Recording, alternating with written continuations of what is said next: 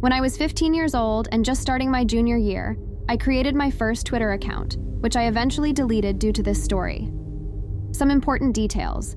I didn't share my username with anyone, neither my family nor my friends because I didn't have many. My profile picture was an avatar, so there were no pictures of me on the account. As for my location, I mentioned Paris because I lived in the suburbs.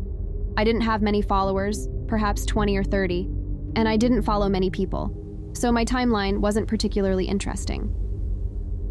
One evening in October, I received a rather strange direct message. It was from an account with 200 followers, and the message read, "Hi, my name is Rob. I just turned 17 and wanted to know if you lived in Townsville because I will soon move there and attend the town high school. I'm looking for friends." I immediately felt something was off because nowhere on my profile did I mention where I actually lived. However, after some thought, I remembered a tweet I had made weeks ago about buses in which I mentioned the city, so I assumed he found my tweet by searching for Townsville. His age didn't surprise me since I was 2 years ahead of my classmates. I was bored, and he seemed polite, so I replied. I confirmed that I indeed lived in Townsville and attended the high school there. Our conversation flowed naturally, mainly about high school life, cafeteria food, teachers, and other such topics. But as it got late, he started asking personal questions like, "Do you live far from the school? In a house or an apartment? Do you live with both your parents? Are there 5 of you at home? You're not often home alone, right?" I never answered these questions because they felt too invasive, and luckily, he didn't press for answers. Unfortunately, if he had, I probably would have blocked him. The next day, we continued our conversation, and he continued with the personal questions, claiming he wanted to get to know me better. So I started asking questions in return, and he always responded seemingly honestly. Still, I avoided answering questions about my house because I felt he didn't need to know those details. This went on for 2 or 3 weeks, during which I developed feelings for him. He was attractive, very kind, and just what I needed, especially because I had been bullied for years. Even then, I tended to develop strong feelings and blind trust in friendly people. In France, we have a 2-week vacation in October. On the day before we returned to school, he told me he was coming to my high school because he had moved in with his mom, and he asked where we could meet during the morning break. I was thrilled to finally meet him and suggested we meet in the school's hallway. However, he preferred an isolated location, claiming he might not recognize me in a crowd and didn't want to spend the break searching for me. It seemed like a reasonable excuse to me, so I suggested we meet in the 3rd-floor bathroom, a place where we weren't allowed during breaks, ensuring no one would disturb us. I reasoned that since we were in school, I should be safe. The following day, our back-to-school day, I dressed up, counted the minutes, and when break time came, I rushed to the bathroom and waited. When he arrived, it was indeed him. He wasn't a catfish. He closely resembled his profile picture, though I did notice that he seemed a bit older than he had claimed, perhaps closer to 20 than 17. We talked, got along well, and by the end of the break, he asked if I wanted to go to a fast food restaurant with him for lunch. I declined because I didn't have any money, and I always refused when people offered to pay for me as a matter of principle. He seemed disappointed, but then suggested he walk me home after classes. I explained that I had to take the bus, but he could accompany me to the bus stop. Once again, he appeared disappointed, but eventually agreed. This pattern continued, and it quickly became a routine. We met in the 3rd-floor bathroom during the morning break, and he walked me to the bus stop after classes. It was surprising that I never saw him in the hallways or at the cafeteria, but I reasoned that the school was enormous, with over 1,500 students, and our schedules might not coincide, making it unlikely for us to bump into each other. This game continued until December, almost a month and a half. On December 14th, a Thursday, I mentioned how lonely I would be that evening because my dad was working abroad, my brother was always at his friend's house, my little sister was on a school trip, and my mom had to work late that night. Looking back, it was a reckless move, but after weeks of conversation, I thought I could trust him. That evening, he walked me to the bus stop. We both waited. I got on the bus, waved at him, and put on my earphones. I had 2 stops before my house. It was about 7:45 in December, so it was already really dark outside. As I got off the bus, I had a really bad feeling. There was that very uncomfortable sensation in my stomach, and I felt like I was being observed. I pressed pause on my music but kept my earphones on so that people thought I couldn't hear anything. That's probably what saved my life. I lived in a suburban neighborhood, very silent, especially at night, with no visibility on the big road the bus passed. When I heard footsteps behind me, I understood I was right. There was someone following me, and he was not well-intentioned. At least I could hear that he was not accelerating, so he was not trying to catch me up, but I couldn't guess how long it would last. As quietly as possible, I tried to reach for my keys in my pocket. When I finally pulled them out, I ran as fast as I could, the best sprint of my life. I don't know how it worked, but I managed to open and close the door before he could reach me. I then deactivated my alarm, which, by the way, confirmed that I was home alone. I took a look through the glass panel on the door. It's not a peephole, it's a whole window, so if someone wants to see what's happening inside, they can. It was Rob, a few meters away, looking at me with a really creepy face. He had followed me to my home, probably with a car, and he was clearly not here for chit-chat. I still don't know why I didn't call the police. I was totally paralyzed. We both stared at each other for a minute, and when I took back control over my body, I ran to the kitchen to get a knife and got back to the door. He was there too, banging against the door.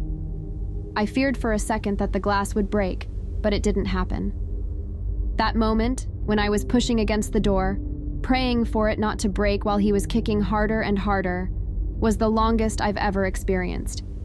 After maybe 5 minutes, he stopped and got around the house, knocking against every shutter and got back to the door.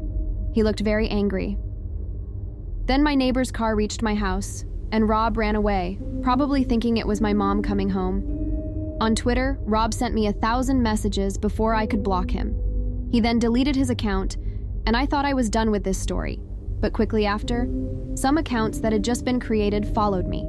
Their usernames were all a series of numbers and the first letter of his name, and as soon as I blocked one, another one followed me. I chose to delete my account because I couldn't make it stop, and it was too hard to endure. They were sending me dozens of insulting DMs. Later, I talked to the people who were supposed to be Rob's classmates because I hadn't seen him in days, but not a single one had ever heard of a Rob. This guy was never a student in my high school. That's why I've never met him apart from our daily meetings, and that's probably why he seems so old. I never heard about him anymore, and I'm still asking myself what he wanted and what could have happened that night.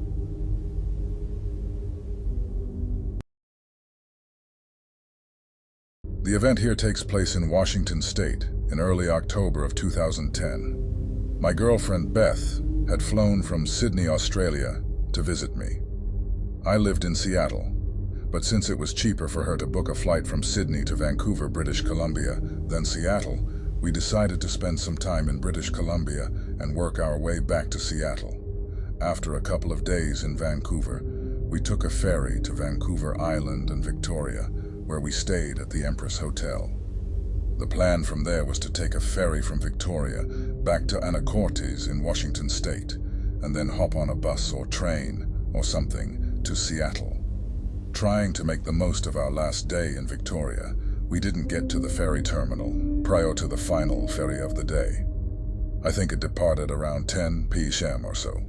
Upon arriving in Anacortes, if you're familiar with how a ferry works, you'll have about 10 minutes or so where a fleet of cars disembarks, and foot traffic too, as people head to the parking lot to hop in the car they presumably have parked.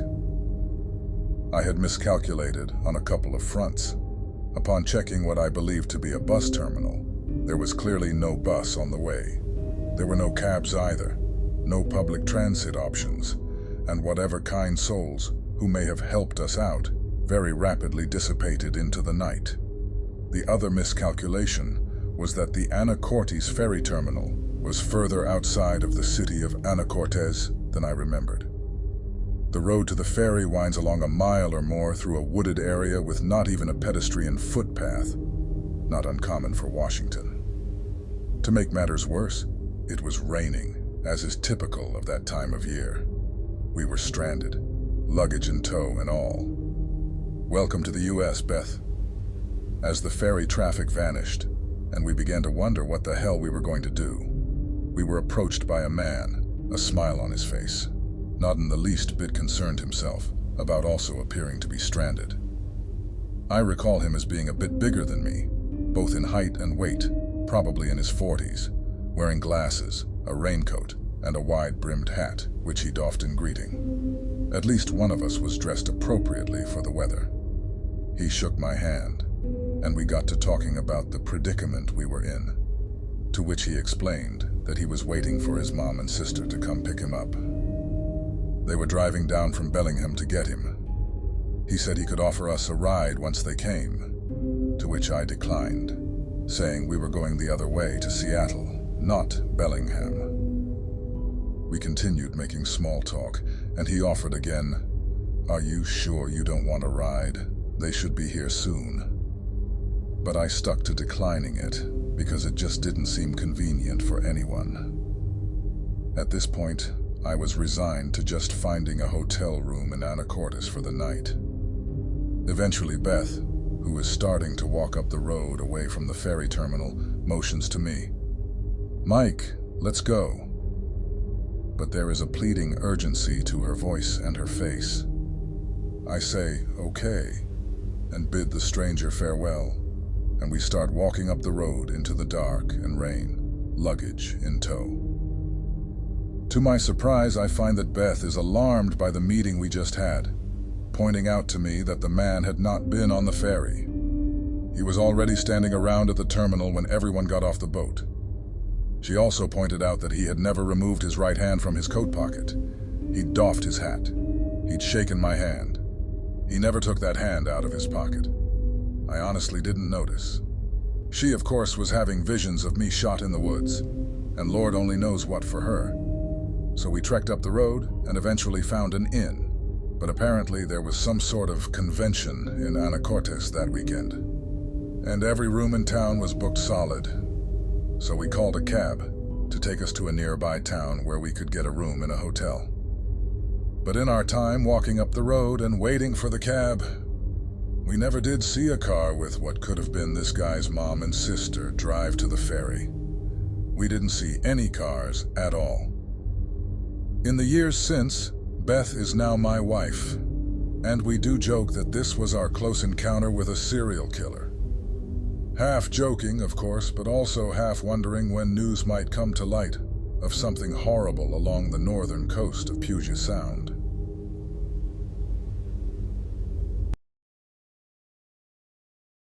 I live in a small condominium in a very quiet area in one of the biggest cities in France. My apartment is on the ground floor, at the very end of the building. In short, no one has to pass in front of my place, because to access the upper floors, it is done at the other end, through the parking lot. However, at the very back of the residence, there is a common garden through which it is possible to access the floors. It's silly. The path is longer and muddy, but as it's possible, many newcomers use this path. I get along very well with 4 of my neighbors. We talk every day for several hours, to say the least. I have to take my dog out several times a day, and they keep me company, and now protect me. On October 18th, my neighbor confided in me that she had seen someone passing in front of her window. As she is the apartment before mine, the man would thus have passed at my place to reach the floors, so he passed on my ground. I don't want people I don't know to cross my property. It's my yard, and it excites my dog. Otherwise, she barks and disturbs the neighborhood. On October 20th, the man passed by my house while I was taking the dog out in the common garden with my neighbors. I kindly asked this man not to pass on my land and reminded him of the real way to reach the floors after he asked me if my dog was dangerous. So he wanted to reach the floors by the common garden.